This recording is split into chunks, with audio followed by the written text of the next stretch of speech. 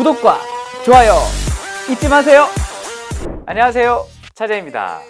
네, 오늘은 조금 민감한 주제인데요. 바로 업무 시간이 지난 다음에 아이고 뭐야 이거 카톡. 진짜 이거 뭐야, 업무 시간 지났는데 카톡이야. 네, 바로 업무 시간 이후에 울리는 카톡 이야기입니다. 자, 한번 같이 출발해 볼까요? Let's get it! 저는 조그마한 중소기업에서 영업 업무를 보고 있는 직장인인데요. 정말 피곤해 죽겠습니다. 담당 팀장님이 수시로 SNS로 업무를 지시합니다. 가끔 한두 번이면 저도 급하니까 이해를 하겠는데, 이럴 때는 새벽 6시부터 늦게는 밤 12시까지 SNS로 업무를 지시합니다. 분명 근로계약서는 9시부터 6시까지인데 이렇게 시도 때도 없이 업무를 지시해도 문제가 안 되는 건가요? 저 좀 살려주세요. 차재. 네, 정말 안타까운 사연이네요. 퇴근 없는 365일 정말 끔찍하죠. 워라밸이 안 지켜지면 어떻게 된다? 바로 탈이 날 수밖에 없습니다. 그래서 이미 노동 선진국에서는 이렇게 업무 시간 외에 업무 지시에 대한 심각성을 깨닫고 정식으로 법을 만들어서 업무 시간 외에 지시를 못하게 막고 있는데요. 프랑스의 예를 들어볼까요? 프랑스는 노동법에 연결되지 않을 권리를 두고 있습니다. 50인 이상 사업장의 경우 업무 시간 외에 상사가 직원에게 연락할 경우에는 노사가 반드시 협의를 거쳐야 한다라는 내용이 들어있어요. 자, 그러면 독일의 경우는 어떨까요? 마찬가지로 2013년에 업무 시간 외에 상사가 직원에게 연락할 수 없게 하는 지침을 발표했습니다.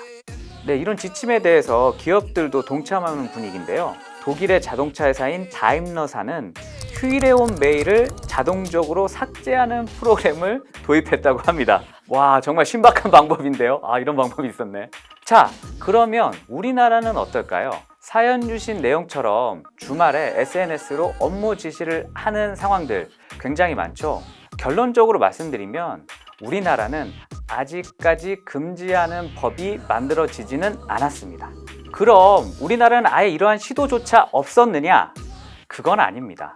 법정 근로시간 이외에 전화나 문자 메시지, 소셜 네트워크 서비스 등을 이용해 업무 지시를 내릴 수 없도록 하는 내용을 담은 근로기준법 개정안이 20대 국회에서 발의가 되었던 적이 있습니다. 하지만 결국 20대 국회가 폐회되면서 자동적으로 이 법안도 폐기가 되어버렸습니다. 이 법안을 발의한 국회의원은 더불어민주당의 신경민 의원이었는데요. 이 법안을 발의한 이유에 대해서 연결되지 않을 권리를 법으로 보장해 주어야 한다는 국민의 요구가 높아지고 있는 상황에서 사생활의 자유를 보장하는 등 헌법에서 정한 국민의 기본권을 보장하고 싶다라고 말씀을 해주셨습니다. 그런데 이번 21대 국회의원 선거에는 신 의원님이 나오지 않으셨네요. 아쉽는데요.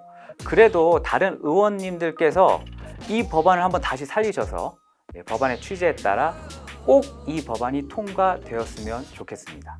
차재. 오늘은 연결되지 않을 권리에 대해서 알아보았습니다.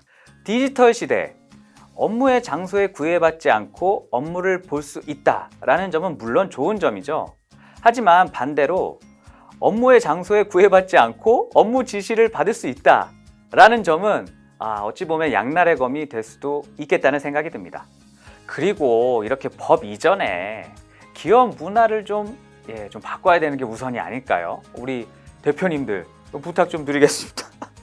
네, 오늘 영상은 여기까지고요. 영상에 관한 궁금한 점이나 사연 있으시면 아래 주소로 보내주시기 바랍니다. 지금까지 차재였습니다. 안녕. 연결 카톡 안 돼요?